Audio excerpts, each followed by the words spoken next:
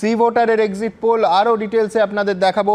C ভোটারের এই exit pole আমি শুরুতেই কয়েকটা মেথোডোলজি সম্পর্কে তথ্য আপনাদের সামনে রাখবো। এই পর্বের 19শে এপ্রিল থেকে 1লা জুন অবধি সি ভোটার এই সমীক্ষা করেছে। 4,31,182 জনের সঙ্গে সমীক্ষকরা কথা বলেছেন। 543টা লোকসভা কেন্দ্রে সমীক্ষা করা হয়েছে। রাজ্য স্তরে মার্জিন অফ এরার +-3%, আঞ্চলিক স্তরে মার্জিন অফ এরার +-5%। এবার সি ভোটারের এই সমীক্ষা কি দেখেছে, যারা এই মুহূর্তে টেলিভিশন সেটের সামনে এসেছেন তাদের জন্য আরেকবার দেখাবো। সি ভোটারের এই সমীক্ষা 42টা আসনে, এই রাজ্যের 42টা আসনের মধ্যে কাকে কত দিচ্ছে। সি ভোটারের এক্সিট পোল বলছে যে পশ্চিমবঙ্গে 42টা আসনের মধ্যে তৃণমূল কংগ্রেস পেতে পারে 13 থেকে 17টি আসন, বিজেপি পেতে পারে 23 থেকে 27টি আসন, বাম এবং কংগ্রেস জোট পেতে পারে 1 থেকে 3টি আসন। এবার ভোটের শতাংশের হিসেবে সি ভোটারের এক্সিট পোল কি দেখাচ্ছে দেখুন। সি ভোটারের এক্সিট পোল ভোটের শতাংশের হিসেবে বলছে যে তৃণমূল কংগ্রেস পেতে পারে 41.5% ভোট, বিজেপি পেতে পারে 42.5% ভোট, বাম এবং কংগ্রেস জোট পেতে পারে 13.2% ভোট, অন্যান্যরা 2.8% ভোট। এবার ওপিনিয়ন পোল এবং 2019-এ শেষ লোকসভা ভোটে কী ছিল ছবিটা আলাদা করে একটু ব্রেকআপ করে আপনাদের সামনে রাখব। সি ভোটারের এক্সিট পোল অনুযায়ী যদি পাশাপাশি ছবিটা রাখি তৃণমূলের ক্ষেত্রে, তাহলে 2019-এ শেষ লোকসভা নির্বাচনে তৃণমূল কংগ্রেস পেয়েছিল 42-এর মধ্যে 22টি আসন।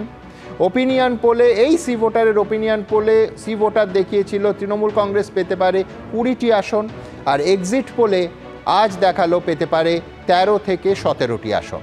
এবার বিজেপির ছবিটা ঠিক কীরকম আসুন এবার দেখে নিই। সি ভোটারের এক্সিট পোলে আলাদা করে বিজেপির ছবিটা। সি ভোটারের এই এক্সিট পোল বলছে যে বিজেপি এ রাজ্যে লোকসভা নির্বাচনে, অর্থাৎ শেষ লোকসভা নির্বাচনে 2019-এর লোকসভা নির্বাচনে পেয়েছিল 18টি আসন। ওপিনিয়ন পোলে সি ভোটার বলেছিল বিজেপি এই রাজ্যে লোকসভায় পেতে পারে 20টি আসন, অর্থাৎ 2টি আসন বৃদ্ধির ইঙ্গিত দেওয়া হয়েছিল। আজকে প্রকাশিত এক্সিট পোলে সি ভোটার বলছে যে বিজেপি এ রাজ্যে পেতে পারে 23 থেকে 27টি আসন।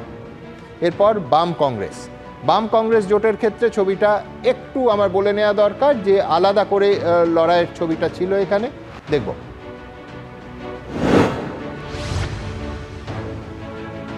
শেষ লোকসভা নির্বাচনে বাম কংগ্রেস একসঙ্গে যোগ করলে 2 সংখ্যাটা দাঁড়াচ্ছে।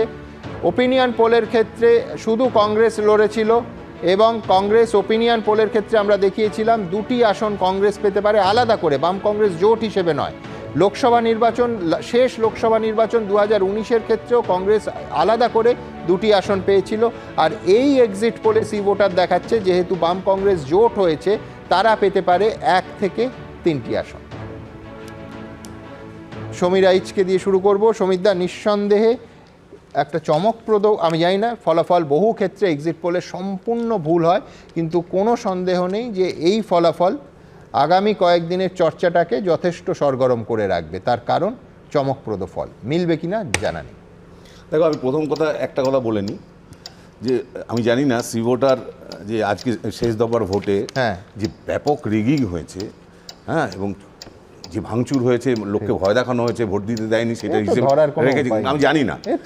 প্রথম কথা হলো, আমি রেজাল্ট সম্পর্কে যেটা বলবো, আমি কোনো সংখ্যাতত্ত্বের হিসেব দেখাবো না, কারণ সংখ্যাতত্ত্বের হিসেবে অনেক কিছু সবাই বললেন। আমি এখানে রাহুলের কথা দিয়ে আমি বলবো, রাহুল বলছেন যে উন্নয়ন করেছে, মানুষ কেন দেবে না। তো আমরা সমস্ত বাংলার মানুষ জানি উন্নয়ন এখন তিহার জেলে বসে আছে, উন্নয়ন এখন পশ্চিমবাংলার বিভিন্ন জেলে বসে আছে। এটা ওনারা বোঝেননি, এটা শাসক দল বুঝতে পারেননি, 1 নম্বর। দ্বিতীয় নম্বর, খুব সিম্পল একটা, রাহুল আবার বললেন, ঠিকই বললেন ওর দলের হয়ে, যে বাংলার মানুষ কেন বিজেপিকে ভোট দেবেন। আমরা যখন সিপিএমের এগেন্সটে লড়াই করছিলাম সুমন, 11 সালে 9 সালে, তখন দেখেছি মানুষ তৃণমূলকে ভোট দেবে কিনা ভাবেনি, মানুষ সিপিএমকে হাঁটাতে চাইছিল।